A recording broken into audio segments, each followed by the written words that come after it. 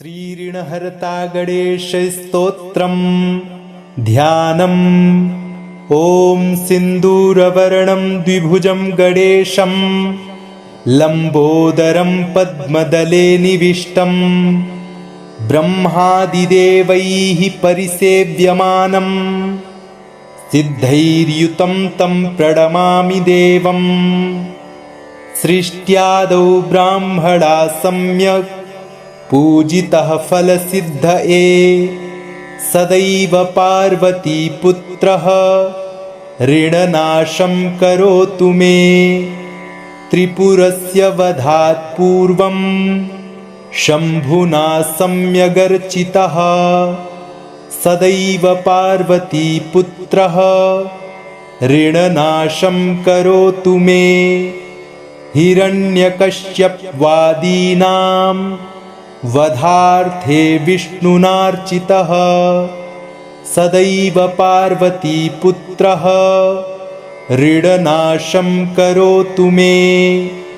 महिषस्य वधे देव्या गणनाथः प्रपूजितः सदैव पार्वतीपुत्रः ऋणनाशं करोतु मे। तारकस्य वधात् पूर्वं कुमारेण प्रपूजितः सदैव पार्वतीपुत्रः ऋणनाशं करोतु मे। भास्करेण गणेशो हि पूजितश्छविसिद्धये सदैव पार्वतीपुत्रः ऋणनाशं करोतु मे।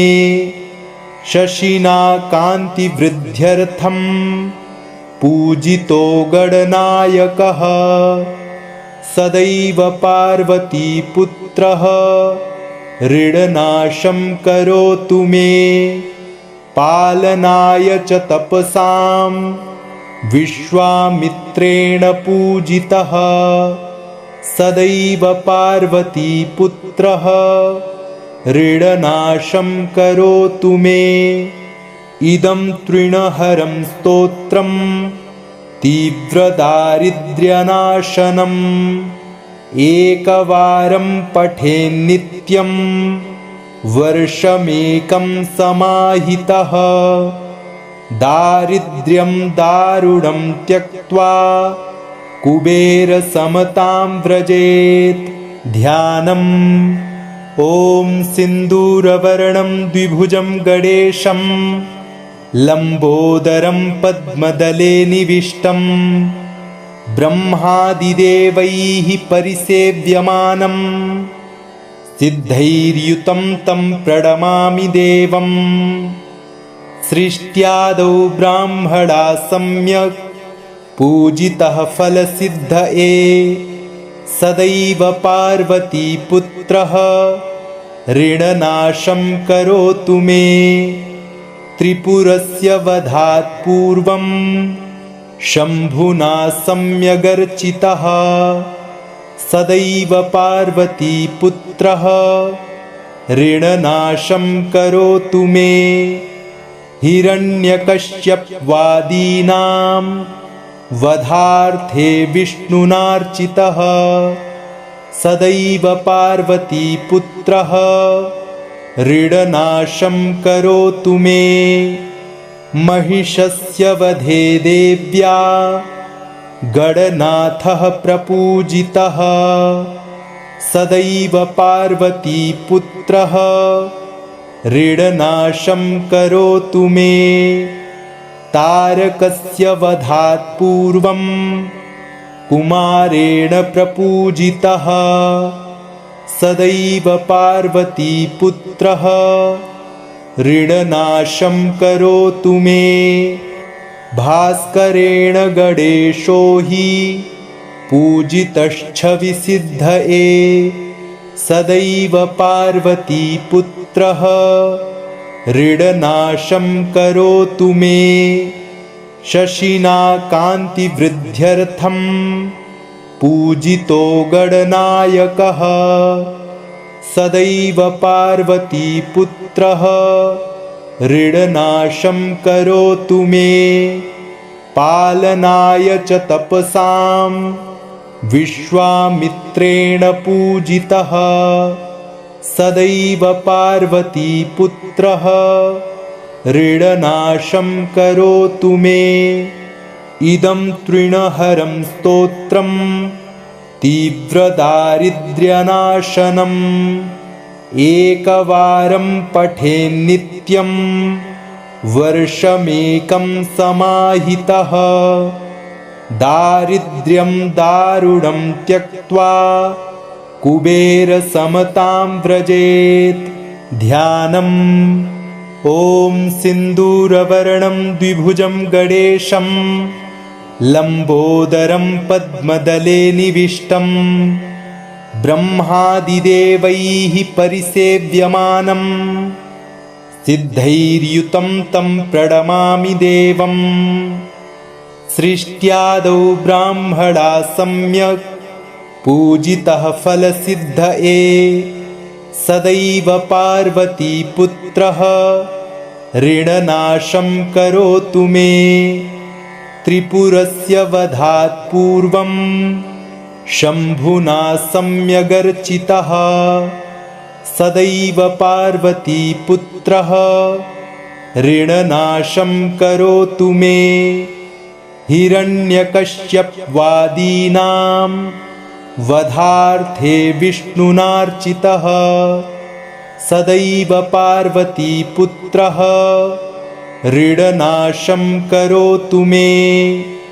महिषस्य वधे देव्या गणनाथः प्रपूजितः सदैव पार्वतीपुत्रः ऋणनाशं करोतु मे तारकस्य वधात् पूर्वं कुमारेण प्रपूजितः सदैव पार्वतीपुत्रः ऋणनाशं करोतु मे भास्करेण गणेशो हि पूजितश्छविसिद्धये सदैव पार्वतीपुत्रः ऋणनाशं करोतु मे शशिना कान्तिवृद्ध्यर्थं पूजितो गणनायकः सदैव पार्वतीपुत्रः ऋणनाशं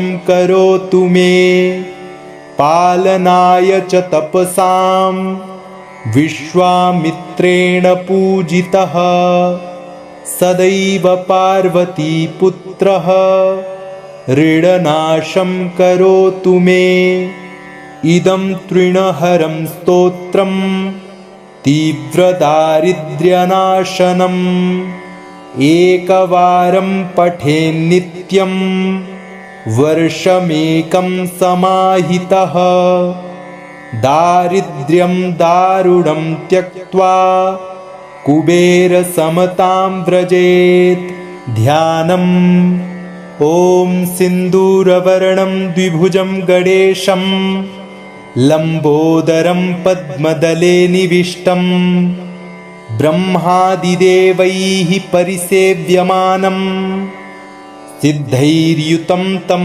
प्रणमामि देवम् सृष्ट्यादौ ब्राह्मणा सम्यक् पूजितः फलसिद्धये सदैव पार्वतीपुत्रः ऋणनाशं करोतु मे त्रिपुरस्य वधात् पूर्वं शम्भुना सम्यगर्चितः सदैव पार्वतीपुत्रः ऋणनाशं करोतु मे हिरण्यकश्यपवादीनां वधार्थे विष्णुनार्चितः सदैव पार्वतीपुत्रः ऋणनाशं करोतु मे महिषस्य वधे देव्या गणनाथः प्रपूजितः सदैव पार्वतीपुत्रः ऋणनाशं करोतु मे तारकस्य वधात् पूर्वं कुमारेण प्रपूजितः सदैव पार्वतीपुत्रः ऋणनाशं करोतु मे भास्करेण गणेशो हि पूजितश्छविसिद्धये सदैव पार्वतीपुत्रः ऋणनाशं करोतु मे शशिना कान्तिवृद्ध्यर्थं पूजितो गणनायकः सदैव पार्वतीपुत्रः ऋणनाशं करोतु मे पालनाय च तपसां विश्वामित्रेण पूजितः सदैव पार्वतीपुत्रः ऋणनाशं करोतु मे इदं तृणहरं स्तोत्रं तीव्रदारिद्र्यनाशनम् एकवारं पठेन्नित्यं वर्षमेकं समाहितः दारिद्र्यं दारुणं त्यक्त्वा कुबेरसमतां व्रजेत् ध्यानम् ॐ सिन्दूरवर्णं द्विभुजं गणेशं लम्बोदरं पद्मदले निविष्टं ब्रह्मादिदेवैः परिसेव्यमानं सिद्धैर्युतं तं प्रणमामि देवम् सृष्ट्यादौ ब्राह्मणा सम्यक् पूजितः फलसिद्धये सदैव पार्वतीपुत्रः ऋणनाशं करोतु मे त्रिपुरस्य वधात् पूर्वं शम्भुना सम्यगर्चितः सदैव पार्वतीपुत्रः ऋणनाशं करोतु मे हिरण्यकश्यपवादीनां वधार्थे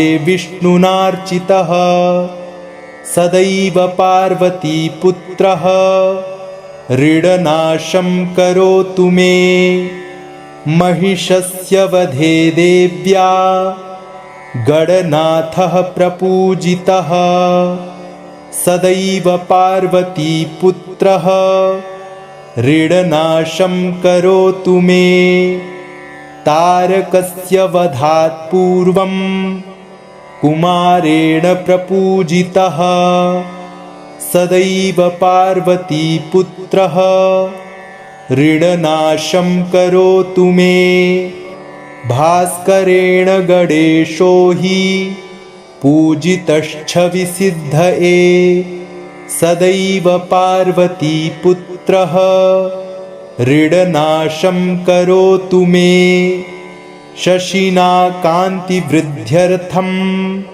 पूजितो गणनायकः सदैव पार्वतीपुत्रः ऋणनाशं करोतु मे पालनाय च तपसां विश्वामित्रेण पूजितः सदैव पार्वतीपुत्रः ऋणनाशं करोतु मे इदं तृणहरं स्तोत्रं तीव्रदारिद्र्यनाशनम् एकवारं पठेन्नित्यं वर्षमेकं समाहितः दारिद्र्यं दारुणं त्यक्त्वा कुबेरसमतां व्रजेत् ध्यानम् ॐ सिन्दूरवर्णं द्विभुजं गणेशं लम्बोदरं पद्मदले निविष्टं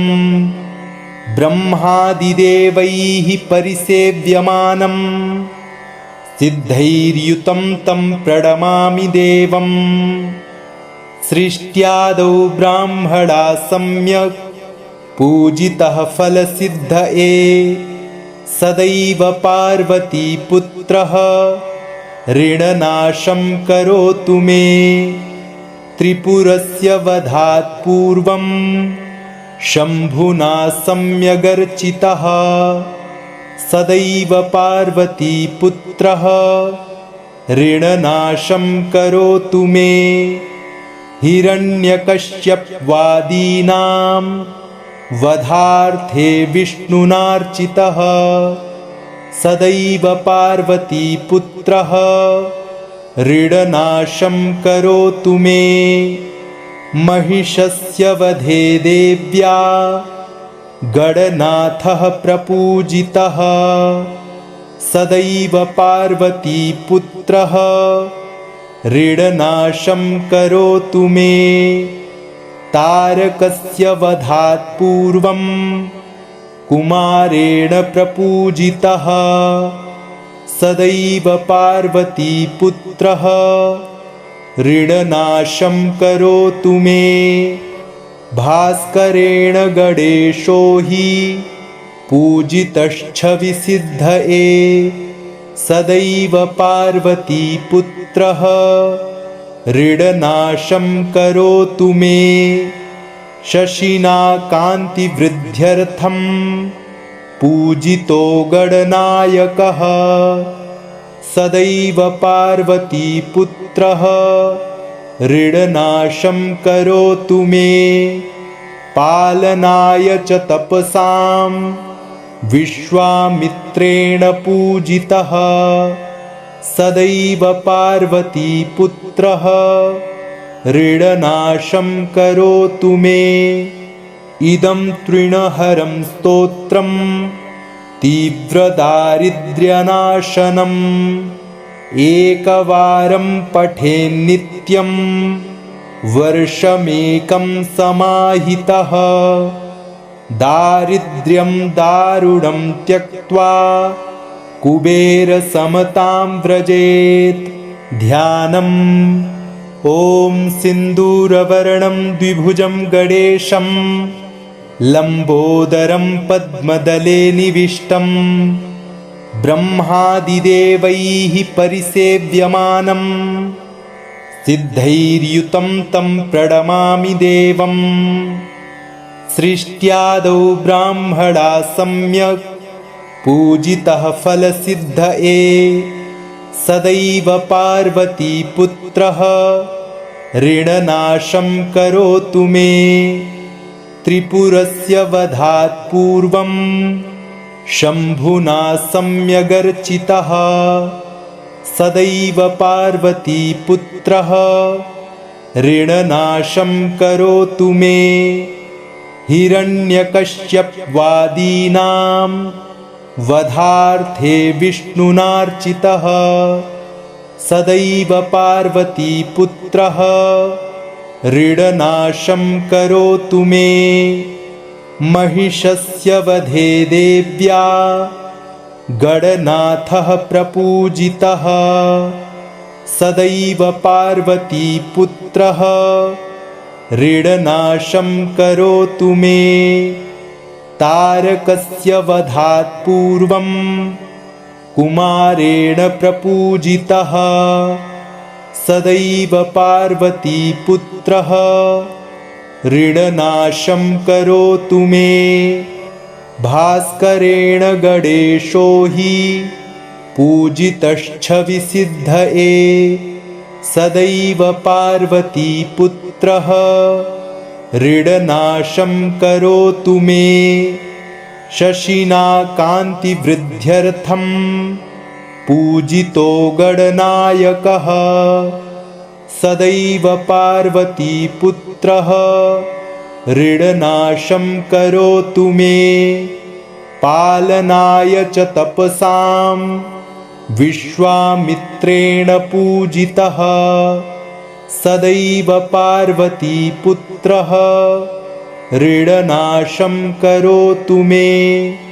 इदं तृणहरं स्तोत्रं तीव्रदारिद्र्यनाशनम् एकवारं पठेन्नित्यं वर्षमेकं समाहितः दारिद्र्यं दारुणं त्यक्त्वा कुबेरसमतां व्रजेत्। ध्यानम्। ॐ सिन्दूरवर्णं द्विभुजं गणेशं लम्बोदरं पद्मदले निविष्टं ब्रह्मादिदेवैः परिसेव्यमानं सिद्धैर्युतं तं प्रणमामि देवम् सृष्ट्यादौ ब्राह्मणा सम्यक् पूजितः फलसिद्धये सदैव पार्वतीपुत्रः ऋणनाशं करोतु मे त्रिपुरस्य वधात् पूर्वं शम्भुना सम्यगर्चितः सदैव पार्वतीपुत्रः ऋणनाशं करोतु मे हिरण्यकश्यपवादीनां वधार्थे विष्णुनार्चितः सदैव पार्वतीपुत्रः ऋणनाशं करोतु मे महिषस्य वधे देव्या गणनाथः प्रपूजितः सदैव पार्वतीपुत्रः ऋणनाशं करोतु मे तारकस्य वधात् पूर्वं कुमारेण प्रपूजितः सदैव पार्वतीपुत्रः ऋणनाशं करोतु मे भास्करेण गणेशो हि पूजितश्छविसिद्धये सदैव पार्वतीपुत्रः ऋणनाशं करोतु मे शशिना कान्तिवृद्ध्यर्थं पूजितो गणनायकः सदैव पार्वतीपुत्रः ऋणनाशं करोतु मे पालनाय च तपसां विश्वामित्रेण पूजितः सदैव पार्वतीपुत्रः ऋणनाशं करोतु मे इदं तृणहरं स्तोत्रं तीव्रदारिद्र्यनाशनम् एकवारं पठेन्नित्यं वर्षमेकं समाहितः दारिद्र्यं दारुणं त्यक्त्वा कुबेरसमतां व्रजेत् ध्यानम् ॐ सिन्दूरवर्णं द्विभुजं गणेशं लम्बोदरं पद्मदले निविष्टं ब्रह्मादिदेवैः परिसेव्यमानं सिद्धैर्युतं तं प्रणमामि देवम् सृष्ट्यादौ ब्राह्मणा सम्यक् पूजितः फलसिद्धये सदैव पार्वतीपुत्रः ऋणनाशं करोतु मे त्रिपुरस्य वधात् पूर्वं शम्भुना सम्यगर्चितः सदैव पार्वतीपुत्रः ऋणनाशं करोतु मे हिरण्यकश्यपवादीनां वधार्थे विष्णुनार्चितः सदैव पार्वतीपुत्रः ऋणनाशं करोतु मे महिषस्य वधे देव्या गणनाथः प्रपूजितः सदैव पार्वतीपुत्रः ऋणनाशं करोतु मे तारकस्य वधात् पूर्वं कुमारेण प्रपूजितः सदैव पार्वतीपुत्रः ऋणनाशं करोतु मे भास्करेण गणेशो हि पूजितश्छविसिद्धये सदैव पार्वतीपुत्रः ऋणनाशं करोतु मे शशिना कान्तिवृद्ध्यर्थं पूजितो गणनायकः सदैव पार्वतीपुत्रः ऋणनाशं करोतु मे पालनाय च तपसां विश्वामित्रेण पूजितः सदैव पार्वतीपुत्रः ऋणनाशं करोतु मे। इदं तृणहरं स्तोत्रं तीव्रदारिद्र्यनाशनम् एकवारं पठेन्नित्यं वर्षमेकं समाहितः दारिद्र्यं दारुणं त्यक्त्वा कुबेरसमतां व्रजेत्। ध्यानम्। ॐ सिन्दूरवर्णं द्विभुजं गणेशं लम्बोदरं पद्मदले निविष्टं ब्रह्मादिदेवैः परिसेव्यमानं सिद्धैर्युतं तं प्रणमामि देवम्। सृष्ट्यादौ ब्राह्मणा सम्यक् पूजितः फलसिद्धये सदैव पार्वतीपुत्रः ऋणनाशं करोतु मे। त्रिपुरस्य वधात् पूर्वं शम्भुना सम्यगर्चितः सदैव पार्वतीपुत्रः ऋणनाशं करोतु मे। हिरण्यकश्यपवादीनां वधार्थे विष्णुनार्चितः सदैव पार्वतीपुत्रः ऋणनाशं करोतु मे। महिषस्य वधे देव्या गणनाथः प्रपूजितः सदैव पार्वतीपुत्रः ऋणनाशं करोतु मे। तारकस्य वधात् पूर्वं कुमारेण प्रपूजितः सदैव पार्वतीपुत्रः ऋणनाशं करोतु मे। भास्करेण गणेशो हि पूजितश्छविसिद्धये सदैव पार्वतीपुत्रः ऋणनाशं करोतु मे।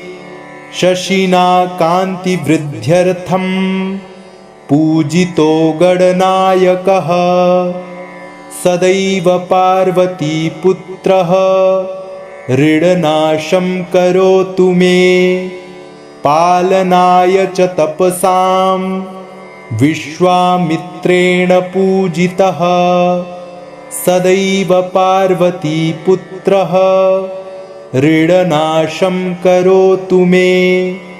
इदं तृणहरं स्तोत्रं तीव्रदारिद्र्यनाशनम् एकवारं पठेन्नित्यं वर्षमेकं समाहितः दारिद्र्यं दारुणं त्यक्त्वा कुबेरसमतां व्रजेत्।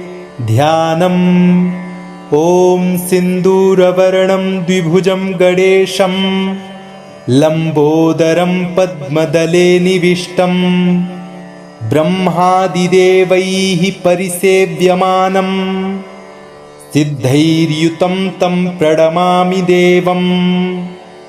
सृष्ट्यादौ ब्राह्मणा सम्यक् पूजितः फलसिद्धये सदैव पार्वतीपुत्रः ऋणनाशं करोतु मे।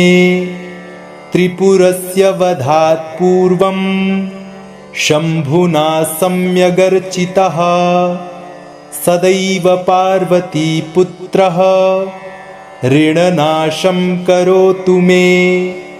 हिरण्यकश्यपवादीनां वधार्थे विष्णुनार्चितः सदैव पार्वतीपुत्रः ऋणनाशं करोतु मे। महिषस्य वधे देव्या गणनाथः प्रपूजितः सदैव पार्वतीपुत्रः ऋणनाशं करोतु मे। तारकस्य वधात् पूर्वं कुमारेण प्रपूजितः सदैव पार्वतीपुत्रः ऋणनाशं करोतु मे। भास्करेण गणेशो हि पूजितश्च विसिद्धये सदैव पार्वतीपुत्रः ऋणनाशं करोतु मे शशिना कान्तिवृद्ध्यर्थं पूजितो गणनायकः सदैव पार्वतीपुत्रः ऋणनाशं करोतु मे पालनाय च तपसां विश्वामित्रेण पूजितः सदैव पार्वतीपुत्रः ऋणनाशं करोतु मे इदं तृणहरं स्तोत्रं तीव्रदारिद्र्यनाशनम् एकवारं पठेन्नित्यं वर्षमेकं समाहितः दारिद्र्यं दारुणं त्यक्त्वा कुबेरसमतां व्रजेत् इति श्री ऋणहर्ता गणेशस्तोत्रं सम्पूर्णम्।